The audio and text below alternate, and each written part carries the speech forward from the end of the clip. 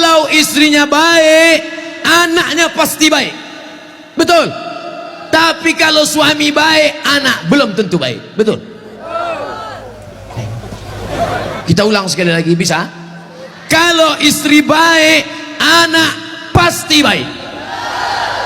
Tapi kalau suami baik, anak belum tentu baik. Mana contohnya? Nabi Nuh alaihi salam. Nabi Nuh itu baik apa enggak baik?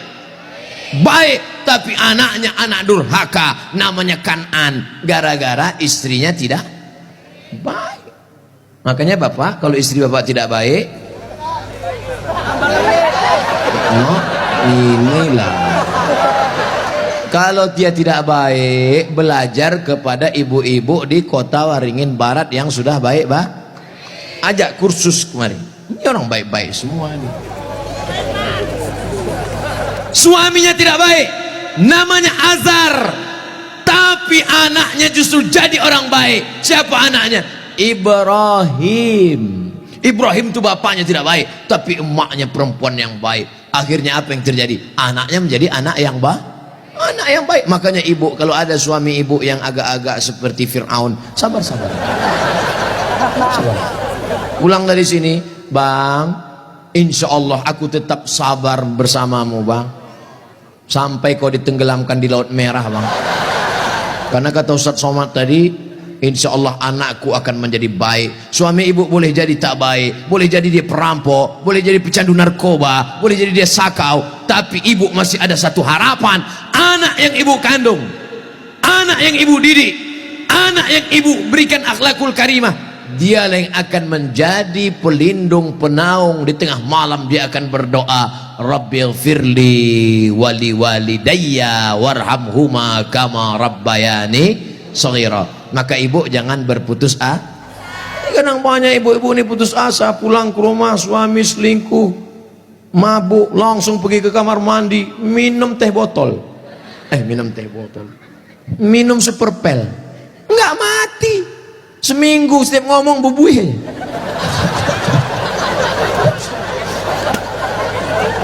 Ibu harus tegar, ibu harus kuat, ibu ada harapan. Harapan ibu siapa? Anakku akan jadi polisi, amin.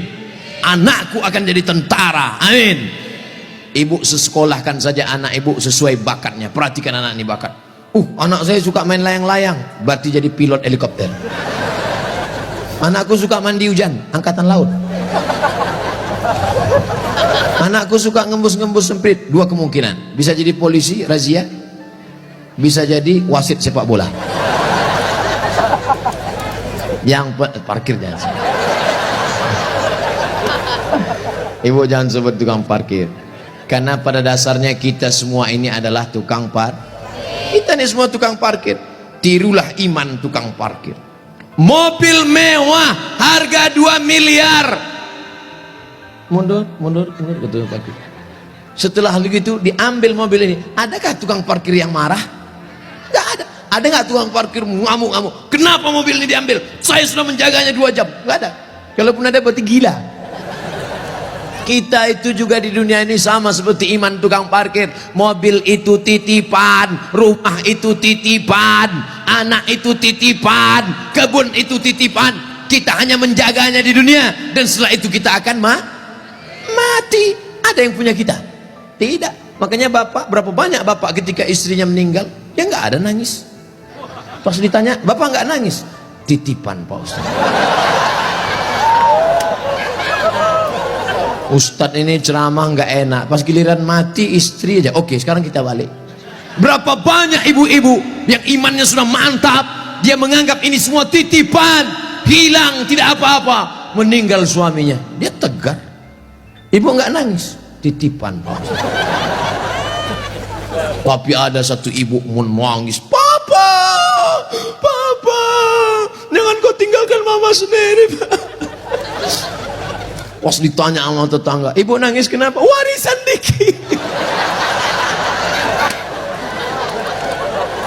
Tapi itu tidak ada di Kobar. Jauh di sana, jauh di pinggiran-pinggiran Pangkalan Bun. Yang di sini semuanya baik-baik, betul? Ibu menerima mereka bukan karena hartanya, tapi karena mereka mampu membimbing ibu dan anak-anak mencari ridha Allah Subhanahu wa taala. Ibu yang malam ini datang menggendong anak, ibu yang malam ini datang menyusukan anak, insya Allah anak itu yang nanti akan menjadi pemimpin bangsa di masa ini. Makanya ibu sabar-sabar. Berapa kali ibu diusir dari majelis karena anaknya menangis, betul? Mau akad nikah, aku nikahkan engkau dengan anakku dengan mahar seperangkat alat sholat.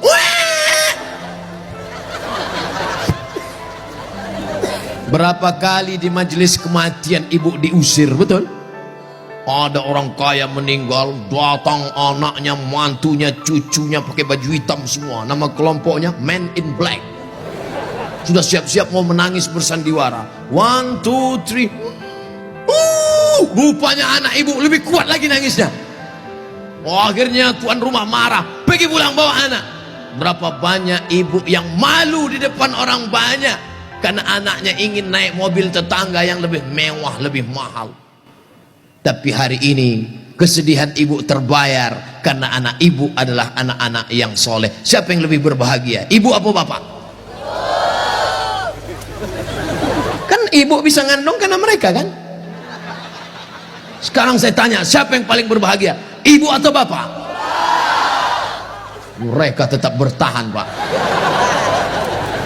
Bapak Ibu yang dimuliakan Allah Subhanahu wa taala, siap menjaga persatuan? Jaga persatuan, karena negeri yang kita bangun dengan indah ini akan jadi hancur berkeping kalau tidak ada persatuan dengan kesatuan, betul? Maka persatuan ini sama seperti tiang gawang. Kok Ustaz tiba-tiba ingat tiang gawang? Itu tiang gawang, itu tiang gawang. Ibu jaga gawang, jangan sampai kebobolan.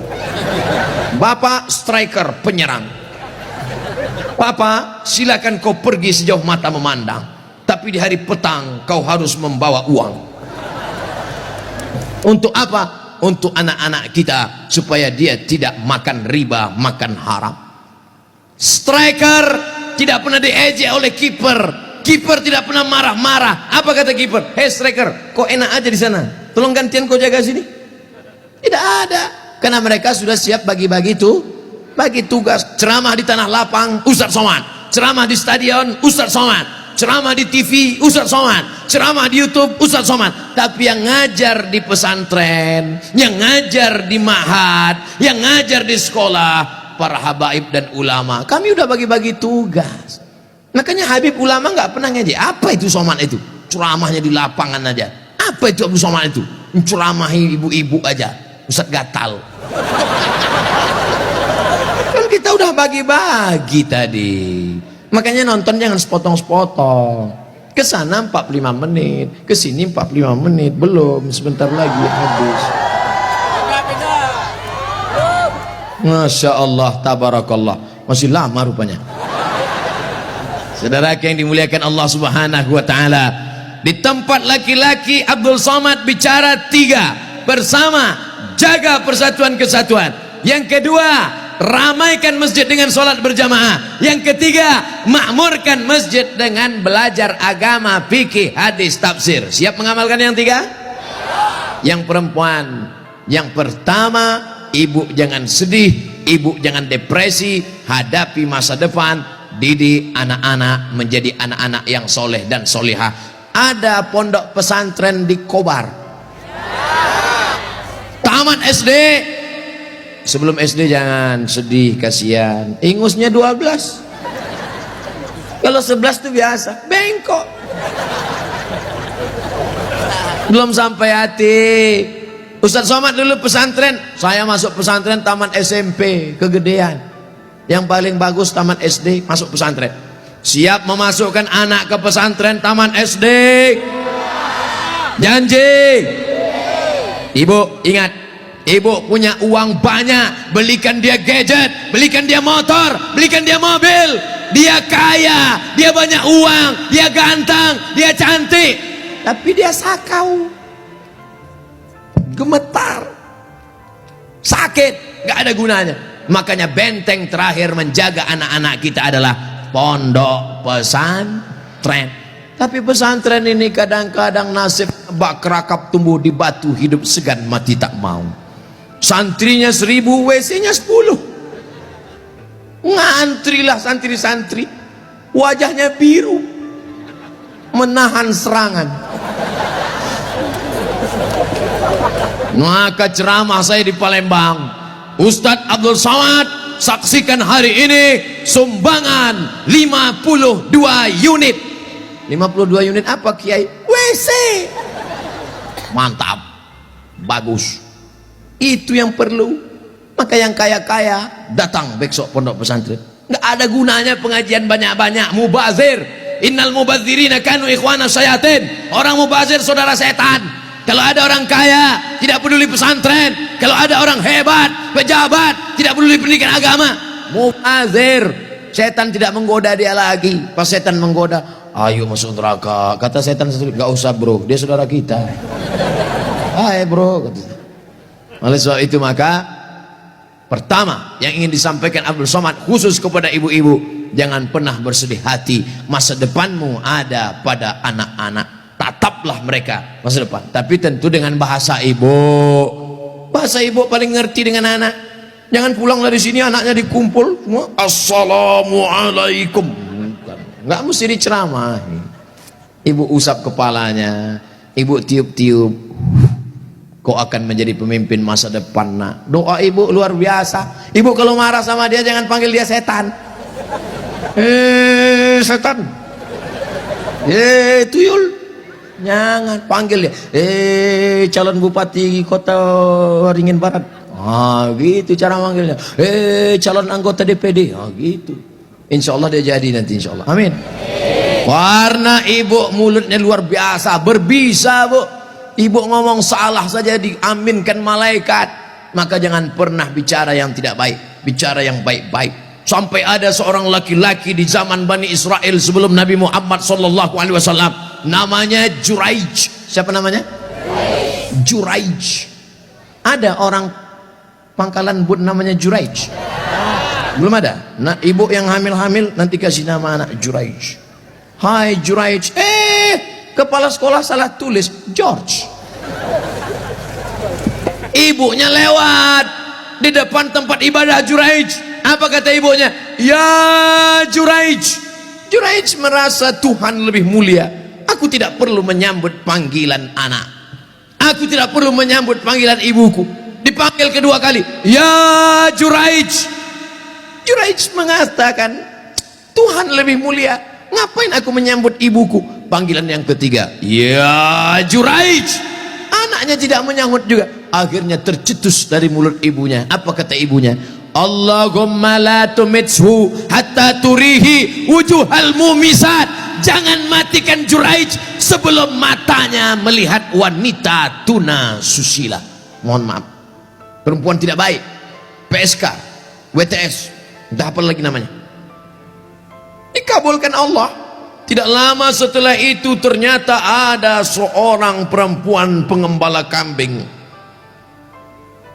hamil bukan kenyang, hamil, ditangkap, ditanya, hei perempuan, siapa suamimu, siapa yang menghamilimu? Perempuan itu menjawab, Juraij, yang menghamili saya adalah Juraij. Kira-kira masuk akal nggak Juraij menghamili perempuan yang nakal ini? Tidak, bukan dia, tapi fitnah. Dipertemukan Juraij dengan perempuan nakal. Rupanya Allah hanya ingin mengabulkan doa si ibu. Kata si ibu, jangan matikan Juraij sebelum matanya melihat wanita tuna. Akhirnya matanya memang betul-betul melihat wanita tuna susila. Melihat, padahal tidak mungkin ahli ibadah ketemu dengan wanita tuna susila.